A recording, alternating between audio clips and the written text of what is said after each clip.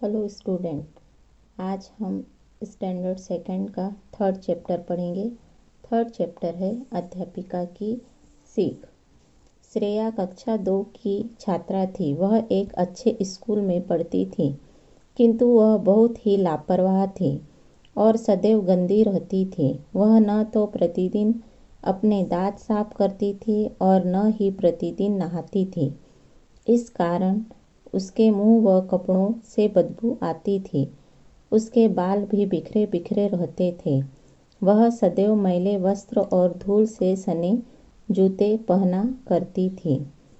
एक श्रेया नाम की लड़की थी। वह दूसरी कक्षा की छात्रा थी। वह एक बहुत अच्छे स्कूल में पढ़ती थी, पर वह बहुत ही लापरवाह यानी आलसी थी। वह सदैव गंदी रहती थी। वह हर दिन अपने दांत साफ नहीं करती थी और नहाती भी नहीं थी। इस कारण उसके मुंह और कपड़ों से बदबू आती थी। अगर आप भी नहीं नहाओगे तो आपके भी मुंह से और कपड़ों से बदबू आने लगेगी। उसके बाल भी हमेशा बिखरे बिखरे रहते थे और वह सदैव गंदे वस्त्र और मैल से भरे जूते पहना करती थी। कक्षा में जब अध्यापिका पढ़ाती तो वह ध्यान नहीं देती थी। वह कभी अपनी किताब घर भूल जाती तो कभी कॉपी पेंसिल, अतः उसे रोज अध्यापिका की डांट खानी पड़ती थी। श्रेया जब कक्षा में उसकी टीचर पढ़ाती रहती थी तो वह उन पर ध्यान नहीं देती थी और वह हमेशा अपनी किताबें, कॉपी पेंसिल घर में ही भूलकर आ जाती थी। इससे उसको टीचर की डांट खानी पड़ती थी। एक दिन स्कूल में मध्यावकाश के समय कुछ बच्चे खेल रहे थे और कुछ खाना खा रहे थे, परंतु श्रेया अकेली बैठी हुई थी।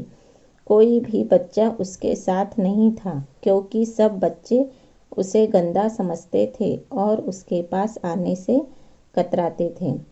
एक दिन स्कूल में आधी छुट्टी के बाद कुछ बच्चे खेल रहे थे और कुछ बच्चे लंच कर रहे थे यानी खाना खा रहे थे। तो श्रेया अकेली बैठी हुई थी। कोई भी बच्चा उसके साथ नहीं था, क्योंकि सब बच्चे उसे गंदा समझते थे और उससे चिढ़ करते थे। अचानक श्रेया रोने लगी। तभी श्रेया की अध्यापिका वहां आई।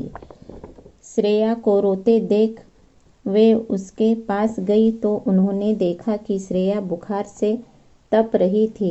बिना एक पल भी गंवाए वे श्रेया को उसके घर ले गई, किंतु श्रेया के मम्मी पापा घर पर नहीं मिले। घर पर केवल श्रेया की बूढ़ी दादी थी। तब अध्यापिका ने ही श्रेया को दवाई पिलाई और फलों का जूस भी दिया।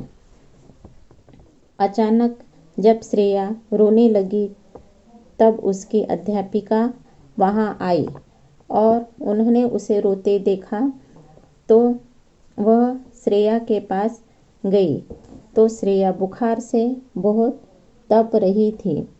उसने कुछ सोचे बिना श्रेया को उसके घर ले गई और श्रेया को जब वह घर ले गई तो उसके मम्मी पापा घर पर नहीं मिले। घर पर केवल श्रेया की एक बूढ़ी दादी थी। तब उसकी टीचर ने श्रेया को अपने हाथों से दवाई पिलाई और फलों का जूस भी दिया। थोड़ी देर बाद श्रेया की तबीयत कुछ ठीक हुई। वह अध्यापिका को अपने कमरे में ले गई। कमरे में अध्यापिका ने देखा कि अलमारी खुली पड़ी थी। श्रेया के मैले वस्त्र इधर उधर पड़े थे। जगह जगह खिलौने व किताबें भी बिखरी पड़ी थी। श्रेया अपनी अध्यापिका के सामने बहुत शर्मिंदा हुई।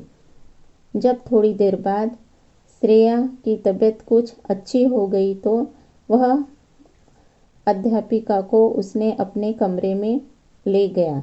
जब अध्यापिका ने उसकी अलमारी खोली तो श्रेया के कपड़े पूरे इधर उधर बिखरे हुए थे, जगह जगह पर खिलौने फैले हुए थे, किताबें बिखरी हुई थी। तो उस कारण से श्रेया को टीचर के सामने बहुत शर्म महसूस हुई। तब अध्यापिका ने श्रेया को बड़े प्यार से समझाया कि उसे स्कूल जाने के लिए समय से उठना चाहिए, रात को ही अपने धुले हुए वस्त्र व अपना बस्ता आदि अच्छी प्रकार से लगाकर रखना चाहिए, प्रतिदिन ब्रश तथा स्नान करना चाहिए, स्कूल से आने के बाद सभी चीज़ों को उनके स्थान पर रखना चाहिए और अपना पाठ अच्छी तरह से याद करना चाहिए। यह सब देखकर अध्यापिका ने श्रेया को बड़े प्यार से समझाते हुए कहा कि उसे स्कूल जाने के समय से उठना चाहिए, रात को अपने धुले हुए वस्त्र को, अपने बस्ते को अच्छी तरह से जगह पर लगाकर रखना चाहिए, प्रतिदिन ब्रश करना चाहिए, स्नान करना चाहिए और स्कूल से जब वह घर आए तो सभी सामान अपने स्थान पर रखना चाहिए और अपना होमवर्क पूरा याद करना चाहिए। श्रेया ने अपनी अध्यापिका की सभी बातें बहुत ध्यान से सुनी।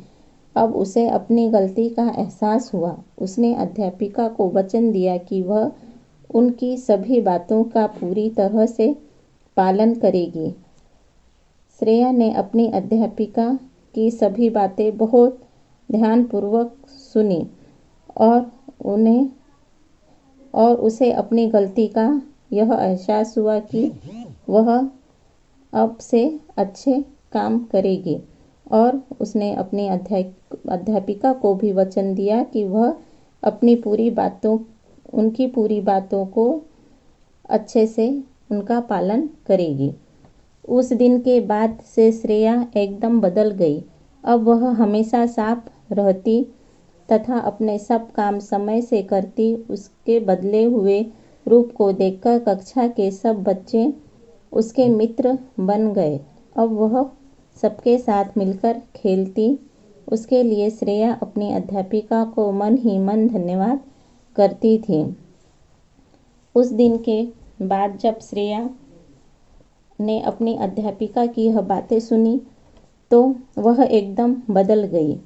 अब वह हमेशा साफ रहती थी, हर दिन स्नान करती थी, हर दिन ब्रश करती थी। उसके इस बदले रूप को देखकर कक्षा के सभी छात्र उसके दोस्त बन गए और वह सबके साथ मिलकर खेलने लगी और यह होने के कारण उसने अपनी अध्यापिका को मन ही मन धन्यवाद दिया कि मैंने अपनी अध्यापिका की बात सुनी तो सब मेरे साथ अच्छा व्यवहार करने लगे। इससे यह सीख मिलती है बच्चों, अगर आप अच्छे रहोगे, साफ सुथरे रहोगे और अच्छे बच्चे बनकर रहोगे तो आपके सभी मित्र बन जाएंगे और आपसे सभी प्यार करने लगेंगे।